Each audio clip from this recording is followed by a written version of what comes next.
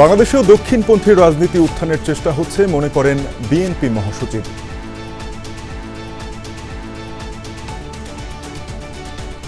আমার কাছে মনে হয় না যে জনগণের মধ্যে জামাতের যে খুব বেশি প্রভাব বেড়েছে, এটা আমার কাছে মনে হয় না। দলের সাংগঠনিক তৎপরতা নিয়ে বাড়ছে বিভক্তি ও হতাশা। দেশ পুনর্গঠনে অংশ নিতে প্রবাসী বাংলাদেশিদের প্রতি প্রধান উপদেষ্টার আহ্বান। জুলাই বিপ্লবে পাওয়া পরিবর্তন এগিয়ে নিতে ভূমিকা রাখার তাগিদ। বাংলাদেশের জন্ম হয়েছে, আজও যে আমরা গলা হারিয়ে বুক ফুলিয়ে বলি আমাদের অর্থনীতি মজবুত হয়েছে, সেটার একমাত্র কারণ হল রেমিটেন্স। আজ শেষ হচ্ছে শেখ হাসিনা, কামাল সহ ৩ জনের বিরুদ্ধে মানবতা বিরোধী অপরাধ মামলার সাক্ষ্য গ্রহণ। জবানবন্দি দিচ্ছেন মূল তদন্ত কর্মকর্তা। সুশীল সমাজের সাথে চলছে ইসির সংলাপ। সুষ্ঠু নির্বাচন আয়োজনে নেওয়া হচ্ছে মতামত।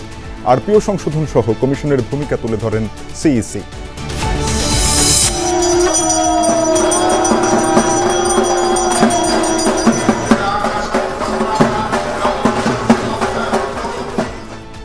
মহাষষ্ঠীর মধ্য দিয়ে দুর্গাপূজার মূল আনুষ্ঠানিকতা শুরু।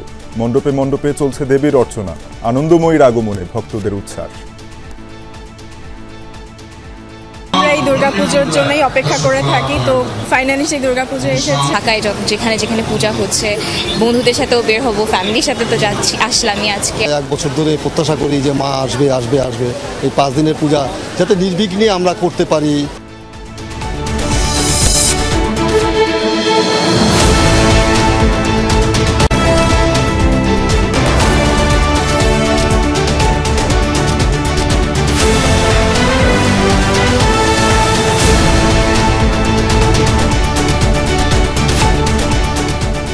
দেখছিলেন শিরোনামগুলো।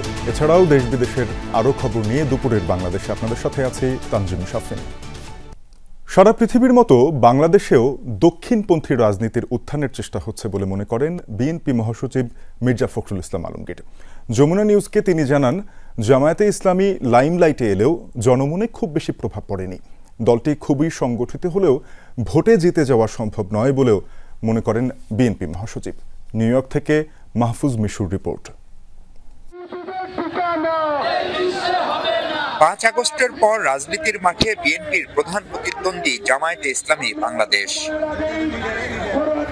সংস্কার, জুলাই সনদ সহ নির্বাচন পদ্ধতি নিয়ে বিএনপির অবস্থানের বিপক্ষে দলটির দীর্ঘদিনের সহযাত্রী জামায়াতে ইসলামী। ক্ষমতাচ্যুত আওয়ামী লীগের রাজনৈতিক কর্মকাণ্ড নিষিদ্ধ ও জাতীয় পার্টিও প্রায় একই অবস্থায় থাকায় জামায়াত সুবিধাজনক অবস্থানে বলে মনে করেন বিএনপি মহাসচিব। জামায়াত আপনার অত্যন্ত যেভাবে হোক তারা লাইমলাইটে এসে গেছে এখন, এবং আপনার মিডিয়ার বদৌলতে এবং তাদের সাংগঠনিক কর্মকাণ্ডের বদৌলতে তারা একটা জায়গায় পৌঁছানোর চেষ্টা করছে। এটা করবেই তারা, এটাই স্বাভাবিক, আপনার করাটাই স্বাভাবিক। তো সেই ক্ষেত্রে আমার কাছে মনে হয় না যে জনগণের মধ্যে জামাতের যে খুব বেশি প্রভাব বেড়েছে, এটা আমার কাছে মনে হয় না। আমি নিজে মাঠের রাজনীতিবিদ, মাঠে যাতায়াত করি, তাতে বুঝতে পারি যে তার গিয়ে সেখানে খুব বেশি একটা নাই। বৈশ্বিক রাজনীতির গতিপ্রবাহ তুলে ধরে বাংলাদেশও যে তা থেকে বিচ্ছিন্ন নয় তা স্পষ্ট করেন মির্জা ফখরুল। তবে সেই প্রচেষ্টা ভোটের মাঠে সফল হবে না বলে বিশ্বাস তার।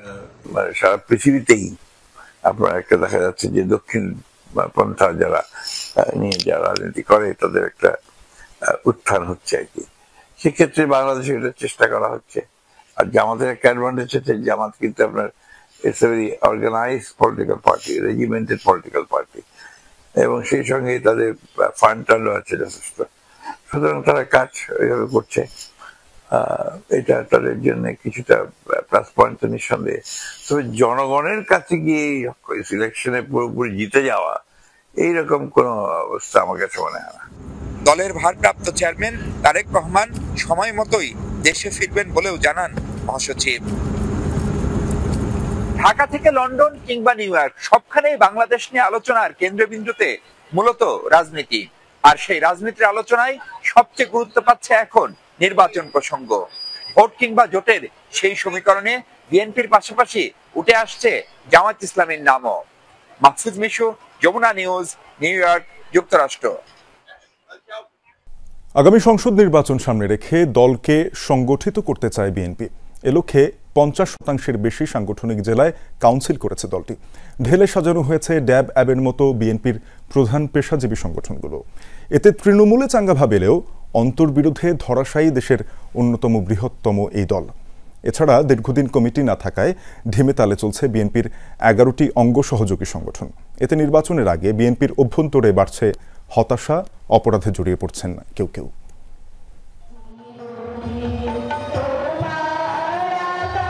ইউনিয়ন উপজেলার পর এখন উৎসবমুখর পরিবেশে জেলায় জেলায় হচ্ছে বিএনপির কাউন্সিল। দীর্ঘ 1.5 দশকে যেসব জেলায় বিএনপির আন্দোলনের আঁচ পড়েনি, সেখানেও দলীয় আয়োজনে এখন লোকে লোকারণ্য। গত কয়েক মাসে বিএনপির 82টি সাংগঠনিক জেলার অন্তত 50% কাউন্সিল হলেও ঘুরে ফিরে পুরাতনরা রয়েছেন নেতৃত্বে। এতে কাউন্সিলের স্বচ্ছতা নিয়ে নানা প্রশ্ন বিএনপির অভ্যন্তরে। এদিকে ভোটের বাক্স ছিনতাইয়ের ঘটনায় ফলাফল বাতিল হয় পিরোজপুরে। যদিও সাংগঠনিক তৎপরতার ঢেউ লেগেছে বিএনপিপন্থী পেশাজীবী সংগঠনেও। কাউন্সিলের মাধ্যমে চিকিৎসকদের সংগঠন ড্যাবের কমিটি হলেও প্রকৌশলীদের সংগঠন অ্যাবের কমিটিতে বিএনপি গুরুত্ব দেয় দীর্ঘদিনের প্রবাসী ও নিষ্ক্রিয় থাকা প্রকৌশলীদের।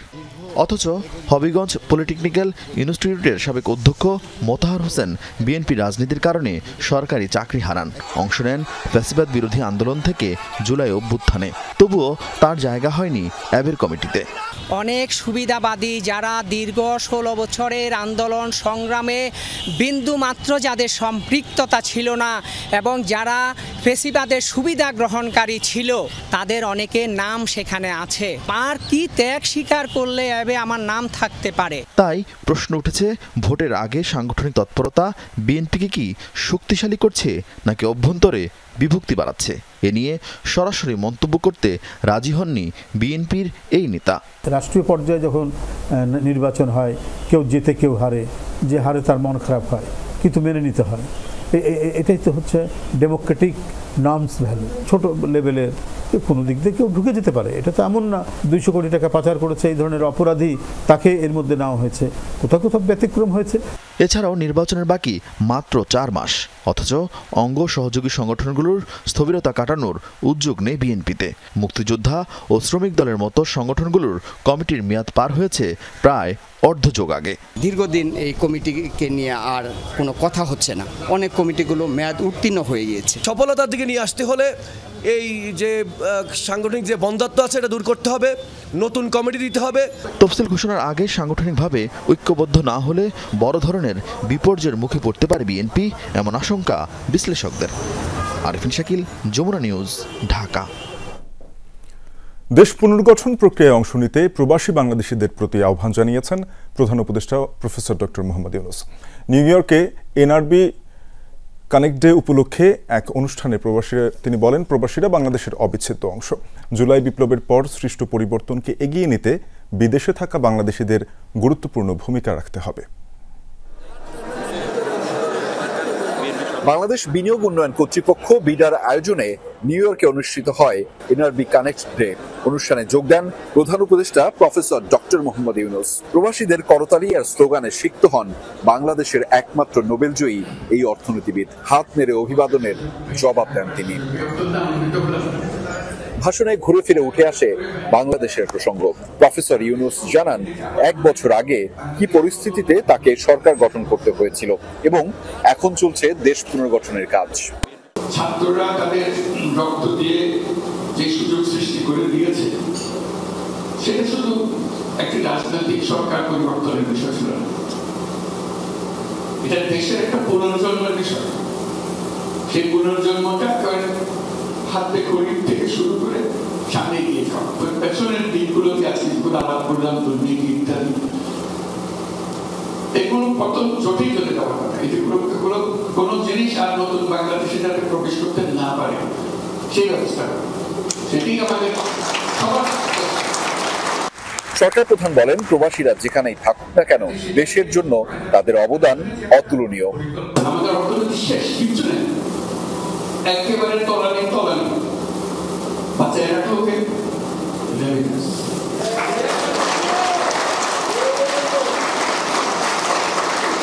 এই রেমিটেন্সে বাংলা নতুন বাংলাদেশের জন্ম দিয়েছে। আজও যে আমরা গলা বাড়িয়ে বুক ফুলিয়ে বলি আমাদের অর্থনীতি মজবুত হয়েছে, সেটার একমাত্র কারণ হলো রেমিটেন্স। রেমিটেন্স প্রবাহে 21%-এরও বেশি প্রবৃদ্ধি অর্জনে প্রবাসী বাংলাদেশিদের প্রশংসা করেন তিনি। পাশাপাশি জানান বিনিয়োগ বান্ধব পরিবেশ তৈরিতে সরকারের পদক্ষেপের কথা। আঞ্চলিক অর্থনীতি তাদের এই যে সীমাবদ্ধতা, দেশের অর্থনীতির যে সীমাবদ্ধতা, সেই সীমাবদ্ধতা থেকে আমরা বেরিয়ে যেতে পারবো। আমাদের মনটাও বড় হবে, ইন্টারাকশন হবে আশেপাশের দেশের সঙ্গে, এবং আমাদের অর্থনীতির প্রতি একটা বিরাট গতি সঞ্চার হবে। জাতিসংঘ অধিবেশনের মতোই এই অনুষ্ঠানেও তার পাশে ছিলেন বিএনপি, জামায়াত ও এনসিপি নেতারা। তারা জানান বাংলাদেশ প্রসঙ্গে সবাইকে ঐক্যবদ্ধ থাকতে হবে। আসল একটাই আহ্বান আমাদের সকলের, আপনাদের সকলের কাছে, যে আজকে আমরা সবাই এক হয়ে একই একটা বিষয়ে, বাংলাদেশের বিষয়ে এটাই হোক আমাদের কথা। এই অভ্যুত্থানে আপনি সিঙ্গেল একক কোনো নেতৃত্ব দেখবেন। এই অভ্যুত্থান এমন বাংলাদেশের নানা প্রান্তের মানুষেরা, সমাজের নানা স্তরের মানুষেরা তারা সকলে স্বতঃস্ফূর্তভাবে এই অভ্যুত্থানে অংশগ্রহণ করেছে। এর আগে আবেগঘন বক্তব্য রাখেন বিএনপির হুমায়ুন কবির, যুক্তরাষ্ট্র জামায়াতের মুখপাত্র ডাক্তার নাকিবুর রহমান এবং এনসিপির যুগ্ম আহ্বায়ক ডাক্তার তাসনিম জারা। অনুষ্ঠান সঞ্চালনা করেন প্রধান উপদেষ্টার বিশেষ দূত লুৎফে সিদ্দিকী, জাতীয় নিরাপত্তা উপদেষ্টা খলিলুর রহমান, বিডার নির্বাহী চেয়ারম্যান আশিক চৌধুরী। প্রশ্নোত্তর পর্বে পররাষ্ট্র উপদেষ্টা তৌহিদ হোসেন বলেন, বিমানবন্দরে রাজনীতিকদের উপর হামলার ঘটনায় যুক্তরাষ্ট্র মিশনের কোনো ব্যর্থতা থাকলে ব্যবস্থা নেওয়া হবে। Ahmed Reza, Jamuna news, New York, যুক্তরাষ্ট্র। সাবেক প্রধানমন্ত্রী শেখ হাসিনা, সাবেক স্বরাষ্ট্রমন্ত্রী আসাদুজ্জামান খান কামাল সহ 3 জনের বিরুদ্ধে জুলাই আগস্টে সংঘটিত মানবতাবিরোধী অপরাধ মামলার সর্বশেষ সাক্ষীর সাক্ষ্য গ্রহণ চলছে। মামলার মূল তদন্ত কর্মকর্তা মোহাম্মদ আলমগীর আন্তর্জাতিক অপরাধ ট্রাইব্যুনাল 1-এ 54তম সাক্ষী হিসেবে জবানবন্দি দিচ্ছেন। এ সময় প্রসিকিউশনের পক্ষ থেকে তদন্ত কর্মকর্তার জবানবন্দির অংশবিশেষ ও জব্দ করা ভিডিও প্রদর্শন করা হয় ট্রাইব্যুনালে।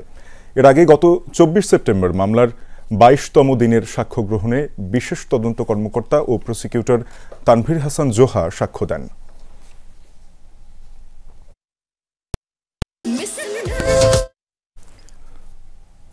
নির্বাচনের সঙ্গে জড়িতরাও এবার ভোট দিতে পারবেন বলে জানিয়েছেন সিইসি এএমএম নাসির উদ্দিন।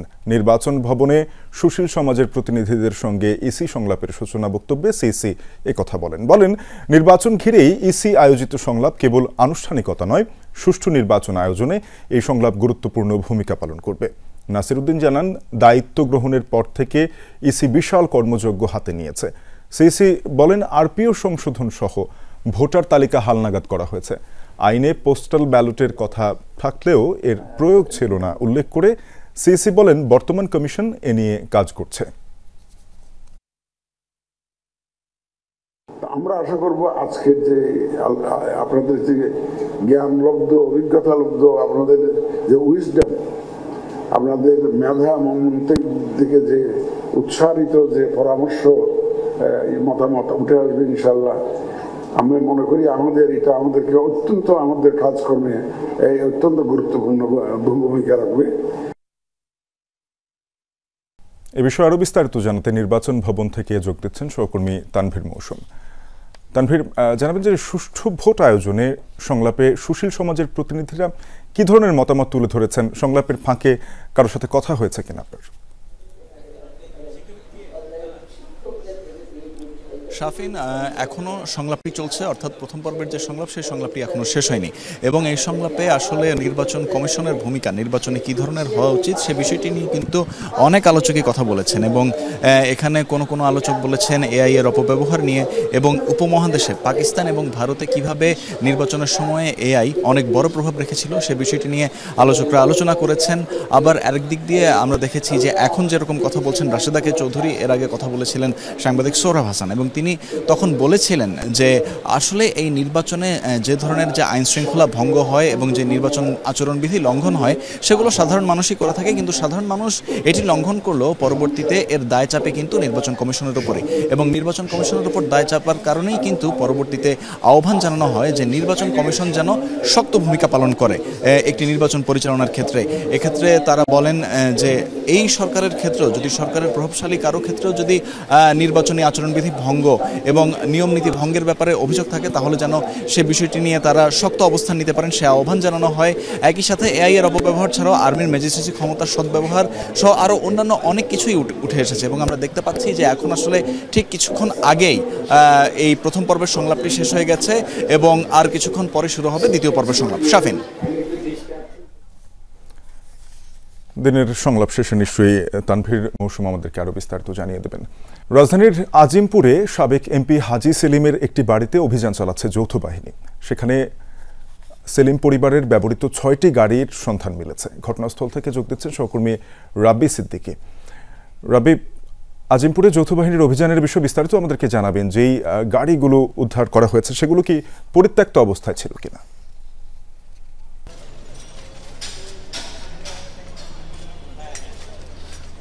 আসলে এই যে আমার পেছনে যে ভবনটি, এই ভবনটি সাবেক এমপি, এখানকার সাবেক এমপি হাজি সেলিমের, এবং হাজি সেলিমের এই ভবনটি মূলত তার একটি অ্যাপার্টমেন্ট, এবং এইখানে আসলে বেশ কয়েকটি গাড়ি পাওয়া গেছে যে গাড়িগুলো হাজি সেলিম ব্যবহার করতেন বা তার পরিবার ব্যবহার করতেন। আমরা এখানে আসার পরপরই দেখি যে পুরো বাড়িটি কিন্তু ঘিরে রেখেছে সেনাবাহিনীর সদস্য যারা আছেন তারা, এবং এখানে ভেতরে আসলে খুব পরিচয় নিশ্চিত হবার পরই এই ভবনটিতে যেহেতু অনেকগুলো ফ্ল্যাট, অনেক বাসিন্দা থাকেন এবং তারা তাদের পরিচয় নিশ্চিত হবার পরেই ভেতরে প্রবেশ করতে পারছেন। এবং সেই সাথে আরেকটি বিষয় বলে রাখি, দেখতেই পাচ্ছেন যে ভেতর থেকে যারা বাইরে বের হচ্ছেন তাদের কিন্তু চেক করা হচ্ছে। মূলত পুরো ভবনটি ঘিরে রেখেছে সেনাবাহিনীর সদস্যরা। ভেতরে একজন ম্যাজিস্ট্রেট আছেন এবং এরই মধ্যে বেশ কয়েকটি গাড়ি পাওয়া গেছে, এবং যে গাড়িগুলো ব্যবহার করতেন হাজি সেলিমের পরিবার, এবং সেটি সংখ্যা কয়টি গাড়ি বা ম্যাজিস্ট্রেট এই অভিযানে আর কি পেলেন সেটি জানতে আমাদের সময় লাগবে, যেহেতু অভিযানটি এখনো চলছে। আমরা যতটুকু জানতে পেরেছি যে এই ভবনটি হাজি সেলিমের পরিবারের, এবং হাজি সেলিম এখানে এই ভবনটি এখানে অ্যাপার্টমেন্ট হিসেবে এই ভবনটি তৈরি করেছিলেন।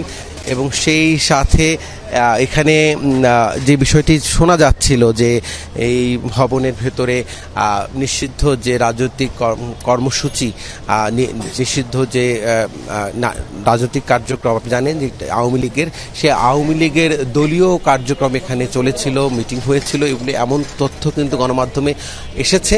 তবে আরও বিস্তারিত জানতে পারবো এই যে অভিযান যেটি চলছে সেটি তল্লাশি শেষে আমরা ম্যাজিস্ট্রেটের কাছ থেকে বিস্তারিত জানতে পারবো। রাব্বি, আপনি থাকুন সেখানে, নিশ্চয়ই অভিযান শেষে আরও বিস্তারিত তথ্য জানিয়ে দেবেন আমাদেরকে। মহাষষ্ঠীর মধ্য দিয়ে শুরু হলো শারদীয় দুর্গোৎসবের মূল আনুষ্ঠানিকতা। দেবী দুর্গার বোধন, আমন্ত্রণ আর অধিবাসের মধ্য দিয়ে মণ্ডপে মণ্ডপে ভক্তদের আনাগোনা। শঙ্খধ্বনি, উলুধ্বনি আর ঢাক ঢোলের তালে মুখরিত পরিবেশে এই ভক্তরা প্রার্থনা করছেন শান্তি আর অশুভ শক্তির বিনাশের জন্য।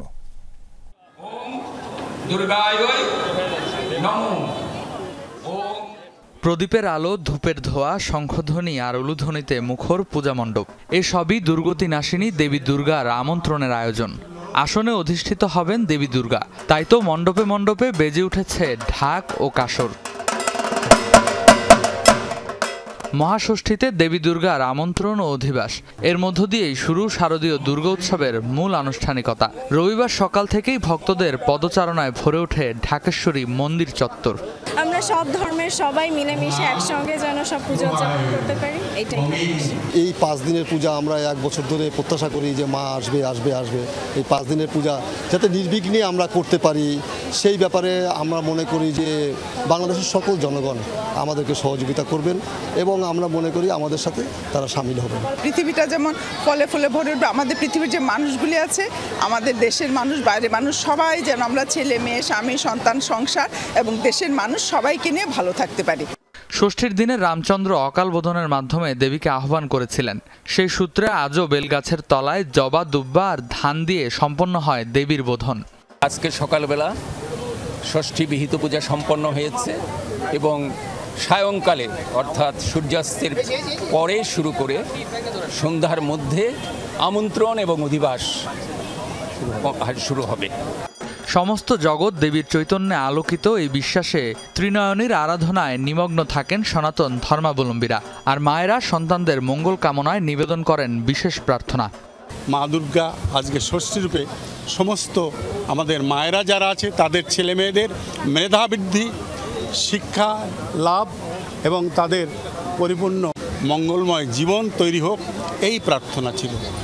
গজে আগমনে দেবী আনবেন শস্য সমৃদ্ধ সবুজে ভরা বসুন্ধরা। ভক্তদের আকাঙ্ক্ষা তার আবির্ভাবে দূর হবে অশুভ শক্তি, আর জগতে প্রতিষ্ঠা পাবে সুর ও কল্যাণের মহাশক্তি। রেদওয়ান আহমেদ, যমুনা নিউজ, ঢাকা। মালিকরা নিজের ব্যবসা বাড়ানোর জন্য সাংবাদিকদের ক্ষমতাকে খর্ব করে। বিগত সরকারের আমলে গণমাধ্যমে যে অনিয়ম ছিল তা থেকে মুক্তি দেওয়ার সুযোগ থাকলেও অন্তর্বর্তী সরকার তা করেনি। রাজধানীর সিরডাপ মিলনায়তনে গণমাধ্যমের স্বনিয়ন্ত্রণ ও অভিযোগ ব্যবস্থাপনা নিয়ে গোলটেবিল বৈঠকে এসব কথা উঠে আসে।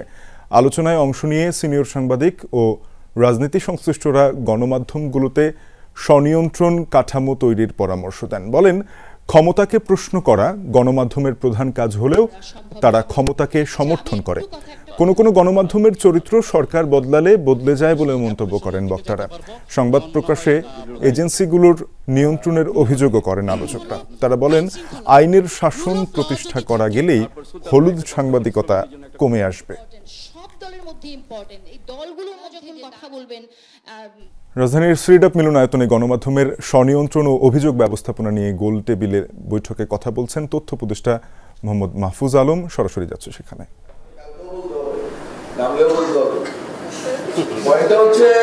আপনার বেতারের আমাদের সার্ভিসের অধীনে 800-র মতো কম বেশ 800-র মতো কর্মকর্তা আছে সার্ভিসের অধীনে, যিনি সরাসরি সরকারি সার্ভিসের অধীনে।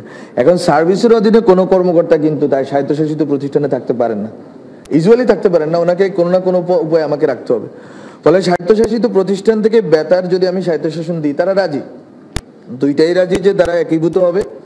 এবং আমাদের জায়গা খরচ হচ্ছে, আমাদের বেতারের 14টার মতো উপকেন্দ্র আছে, এগুলো খালি পড়ে আছে জায়গা। বেতারের অনেক জায়গা আছে যেগুলো অন্য অনেক ভালো কাজে লাগানো সম্ভব। ফলে আমরা দুইটাকে একীভূত করলে যেটা হবে যে একই হাউসের ভিতরে, যেটা ওনার নাম দিয়েছেন broadcasting agency, national broadcasting agency বা সামথিং লাইক দ্যাট, হইতেই পারে। দে আর এগ্রিড যা তারা করবেন। বাসস হচ্ছে আলাদাভাবে চাচ্ছে যে আলাদা থাকতে। উনি যেটা বলেন বাসসের নতুন লোক নিয়োগ হয়েছে, সেটা কিছু অস্থায়ী ভিত্তিতে নতুন লোক নিয়োগ হয়েছে, কিন্তু আরো কিছু প্রক্রিয়া বাসস শুরু করছে, যেটা উনি সঠিকই বলছেন, যেটা আমরা সেলফ ক্রিটিক আর কি, এটা অনেকগুলো ইন্টারনালি ঘটে গেছে, যেটা হয়তো আমাদের কাছ পর্যন্তই আসে নাই। হ্যাঁ, সো হয় আর কি এগুলো। সো এবং এই গভর্নমেন্টের অধীনে বেশি হয়, কারণ এই গভর্নমেন্টের একটা বড় ক্রাইসিস আছে, যেটা বললাম আমার গদি কখন চলে যাবে সেটা নিয়ে ক্রাইসিস। আর একটা ক্রাইসিস হচ্ছে যে গত 1 মাস ধরে গুঞ্জন শোনা যাচ্ছিল মিডিয়া পাড়া এখানে ওখানে যে ছাত্র উপদেষ্টারা নেমে যাবেন। এবং রাজনৈতিক দলগুলোকে তথ্য অধিকার আইনের আওতায় আনা প্রয়োজন বলে মনে করেন নির্বাচন ব্যবস্থা সংস্কার কমিশনের প্রধান ডক্টর বদিউল আলম মজুমদার। আর টিআইবির নির্বাহী পরিচালক ইফতেখারুজ্জামান বলেছেন, তথ্য অধিকার আইনে দৃষ্টান্ত স্থাপনে ব্যর্থ অন্তর্বর্তী সরকার। রাজধানীর একটি হোটেলে তথ্য অধিকার আইন নিয়ে আয়োজিত সেমিনারে এসব কথা বলেন তারা। বদিউল আলম মজুমদার জানান, আগামী নির্বাচন ঘিরে প্রার্থীদের শিক্ষাগত যোগ্যতা, আয় ব্যয় বিবরণী জনগণের কাছে প্রকাশের প্রস্তাব করা হয়েছে। টিআইবির নির্বাহী পরিচালক বলেন, সরকারি তথ্য কোনো কর্মকর্তার নয়, সেই তথ্য জনগণের জানার অধিকার রয়েছে। সরকারের দায়িত্বশীলদের গোপনীয়তার বজায় রাখার প্রবণতার পরিবর্তন না হলে তথ্য অধিকার আইনের সুফল মিলবে না বলেও মনে করেন তিনি। সরকারি কর্মকর্তারা তাদের আইন প্রয়োগের সংস্থার সাথে যোগসাজশের মাধ্যমে এবং স্থানীয় প্রশাসনের মাধ্যমে অনেক দৃষ্টান্ত আছে। সো এই জায়গাটা আমাদের পরিবর্তন করতে এবং সেটার জন্য আমাদের অবশ্যই সরকারের, আমরা আশা করেছিলাম বর্তমান সরকার দৃষ্টান্ত স্থাপন করবে, সেটা করেনি। রাজনৈতিক দলগুলো তথ্য অধিকার আইনের আওতায় আসা দরকার। রাজনৈতিক দল যদি স্বচ্ছ না হয়, রাজনৈতিক দল যদি গণতন্ত্র না হয়, গণতান্ত্রিক না হয়, তাহলে কিন্তু দেশে গণতন্ত্র প্রতিষ্ঠিত হওয়ার আশাই দুরাশা। খাগড়াছড়িতে পাহাড়ি বাঙালি সংঘর্ষের নেপথ্যে যারা রয়েছে তাদের খুঁজে বের করার তাগিদ দিয়েছেন পার্বত্য চট্টগ্রাম বিষয়ক মন্ত্রণালয়ের উপদেষ্টা সুপ্রদীপ চাকমা। সম্প্রতি পাহাড়ে ঘটে যাওয়া বিভিন্ন বিষয়ে জেলা প্রশাসনে মতবিনিময় সভায় এমন মন্তব্য করেন তিনি। দুপুরে জেলায় আইনশৃঙ্খলা বাহিনীর ঊর্ধ্বতন কর্মকর্তা, রাজনীতিবিদ, সামাজিক ও সুশীল সমাজের প্রতিনিধিদের নিয়ে এই সভার আয়োজন করা হয়। এ সময় নারী নিপীড়ন, সাম্প্রদায়িক দাঙ্গা এবং সহিংস ঘটনা এড়াতে সবাইকে সজাগ থাকার আহ্বান জানানো হয়। এদিকে পাহাড়ের দুপক্ষের বিরোধের জেরে খাগড়াছড়িতে চলছে অনির্দিষ্টকালের ১৪৪ ধারা। নিরাপত্তা জোরদারে টহল দিচ্ছে আইনশৃঙ্খলা বাহিনী, বন্ধ বেশিরভাগ দোকানপাট, যানবাহন চলাচলও কিছুটা কম। এর আগে গতকাল জেলা সদর ও পৌর এলাকায় ১৪৪ ধারা উপেক্ষা করে সংঘর্ষে জড়ায় পাহাড়ি বাঙালিদের দুপক্ষ। ভাঙচুর করা হয় বেশ কয়েকটি দোকানপাট ও ব্যবসা প্রতিষ্ঠান। সংঘর্ষের পর জেলা শহরের অংড বৌদ্ধ বিহারে হামলা ও নাশকতার পরিকল্পনার অভিযোগে ৩ জনকে আটক করে আইনশৃঙ্খলা বাহিনী। খাগড়াছড়িতে সড়ক অবরোধ ও সহিংস পরিস্থিতির কারণে সাজেকে আটকে পড়া ২,০০০-এর বেশি পর্যটক তাদের নিজ নিজ গন্তব্যে পৌঁছেছেন। গতরাতে সেনাবাহিনীর নিরাপত্তায় তাদের খাগড়াছড়ি শহরে পৌঁছে দেওয়া হয়। পরে রাত 11:30টায় নিজ নিজ গন্তব্যের উদ্দেশ্যে রওনা হন তারা। শুক্রবার দেশের বিভিন্ন প্রান্ত থেকে জিপ, পিকআপ, সিএনজিতে সাজেক ভ্যালি ভ্রমণে যান পর্যটকরা। শনিবার সড়ক অবরোধ ও উত্তেজনাপূর্ণ পরিস্থিতির কারণে আটকা পড়েন তারা। পরে প্রথমে দীঘিনালা সেনা জোনে নেওয়া হয় সাজেকের পর্যটকদের, পরবর্তীতে জেলা সদরের কৃষি গবেষণা এলাকায় নেওয়া হয় তাদের। এ বিষয়ে আরও জানাতে যুক্ত হচ্ছেন সহকর্মী শাহরিয়ার ইউনুস। শাহরিয়ার, পার্বত্য চট্টগ্রাম বিষয়ক উপদেষ্টা সুপ্রদীপ চাকমার সাথে সব পক্ষের একটি বৈঠক হওয়ার কথা ছিল। বৈঠকে কি কি বিষয় উঠে এসেছে এই তথ্য আমাদেরকে জানাবেন, পাহাড়ের সার্বিক অবস্থা সম্পর্কে জানাবেন।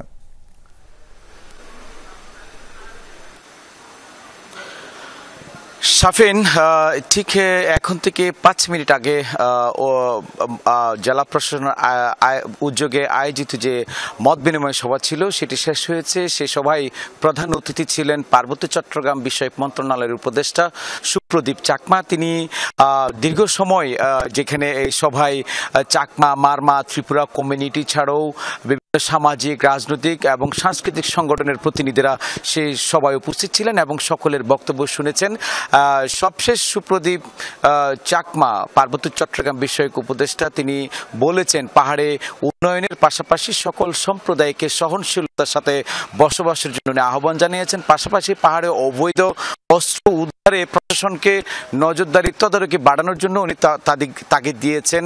একই সাথে তিনি বলছেন যে পাহাড়ি বাঙালি যে সংঘাত বা সহিংসতার যে বিষয় সেটি একটি পক্ষে ইন্ধন দিচ্ছে, সেটিও কিন্তু ওখানে সবাই উঠে এসছে। সবশেষ সুপ্রদীপ চাকমা বলেছেন সবাইকে সহনশীল হয়ে সহ অবস্থান রেখে এবং পরস্পরের সাথে সৌহার্দ্যপূর্ণ পরিবেশ রেখে পাহাড়কে শান্ত রাখার জন্য উনি কথা বলেছেন। আর এই ছাড়া যদি বলি তাহলে সভা শেষ হওয়ার পরেই উপদেষ্টারা চলে গেছেন। এখন যদি বলি তাহলে শহরের পরিস্থিতি অনেকটা ভালো, তবে আইনশৃঙ্খলা বাহিনীর বেশ টহল রয়েছে, জোরদার রয়েছে। যুগ্ম ছাত্র জনতার ব্যানারে কোথাও জড়ো হয়ে বিশৃঙ্খলা করার যে চেষ্টার খবর পাচ্ছি সে বিষয়ে। শাহরিয়ার, আপনাকে ধন্যবাদ আমাদের সঙ্গে যুক্ত হয়ে সব তথ্য জানানোর জন্য।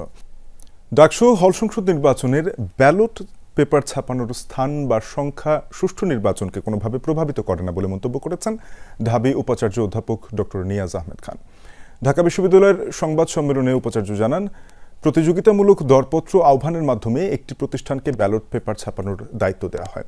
দ্রুততম সময়ে কাজ শেষ করতে তাদের সহযোগী ভেন্ডর নীলক্ষেতে ৮৮,০০০ ব্যালট ছাপে। ভিসি জানান, বিষয়টি বিশ্ববিদ্যালয় কর্তৃপক্ষকে জানানো হয়নি। এ বিষয়ে বিশ্ববিদ্যালয় প্রশাসন তাদের কাছে জানতে চাইলে ভেন্ডর লিখিতভাবে ভুল স্বীকার করে। ডাকসু নির্বাচন সর্বমহলে গ্রহণযোগ্য হয়েছে বলে দাবি করেন উপাচার্য। এছাড়া সিসিটিভি ফুটেজ ও ভোটারদের স্বাক্ষরিত তালিকা দেখতে চাইলে প্রার্থীদের যথাযথ প্রক্রিয়ায় আবেদন করতে হবে বলে জানায় বিশ্ববিদ্যালয় কর্তৃপক্ষ। পর্যবেক্ষণ সাধারণ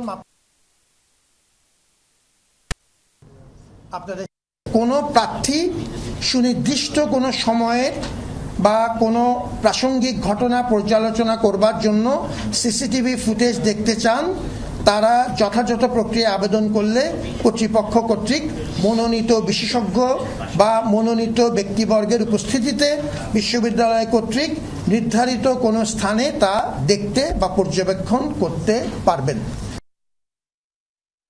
আলোচনার আশ্বাসে কারওয়ান বাজার সড়ক থেকে সরে গেছেন মালয়েশিয়া গমনিচ্ছু আন্দোলনকারীরা। এর আগে সকাল 10টার দিকে 5 দফা দাবিতে কারওয়ান বাজারের সড়ক অবরোধ করে বিক্ষোভ করেন আন্দোলনকারীরা। ভিসা থাকার পরও টিকিট সিন্ডিকেটের কারণে মালয়েশিয়া যেতে পারেননি বলে অভিযোগ করেন আন্দোলনকারীরা। তারা জানান, অনেকেই 2-3 বছর ধরে অপেক্ষায় থাকলেও মালয়েশিয়া যাওয়ার কোনো সুরাহা হয়নি। সর্বশেষ অন্তর্বর্তী সরকারের আশ্বাসের পরও তাদের সমস্যার সমাধান হয়নি। এক একজন 5 থেকে 8 লাখ টাকা খরচ করার পরও নতুন করে টাকা দাবি করা হচ্ছে। ট্রেনিংয়ের নামে নানা হয়রানি হচ্ছে বলেও দাবি করেন আন্দোলনকারীরা। পরে ডিএমপির রমনা বিভাগের উপকমিশনার মাসুদ আলমের আশ্বাসে প্রবাসী কল্যাণ ও বৈদেশিক কর্মসংস্থান মন্ত্রণালয়ের সচিবের সঙ্গে আলোচনা করতে যান আন্দোলনকারীদের 8 সদস্যের প্রতিনিধি দল। সময় আর নাই, বহুত দাইছে, 1 বছর ধরে আজকে আমাদেরকে এভাবে ঘুরাইতেছে। 4 লাখ 5 লাখ 6 লাখ টাকা ধার দেনা করে আমরা 18,000 বাই দিয়েছি। তো এখানে কেউ 1 বছর 2 বছর 5 বছর আগেও টাকাটা আমরা এজেন্সির কাছে দিয়েছি আমাদের প্রসেসিং গুলা করার জন্য। 31 ডিসেম্বরের ভিতরে আমাদের সবাইকে নিয়ে যাওয়া হবে, কিন্তু এখন অব্দি একটা লোকও পাঠাইতে পারেনি। এভাবে ঘুরাতে থাকলে আরো 5-6 বছর আমরা ঘুরবো। ভয়েসেল আমাদেরকে এভাবে ঘুরাচ্ছে, আর আমরা চাই যত আমাদেরকে নেক, আমরা দেশের জন্য কিছু করতে পারি।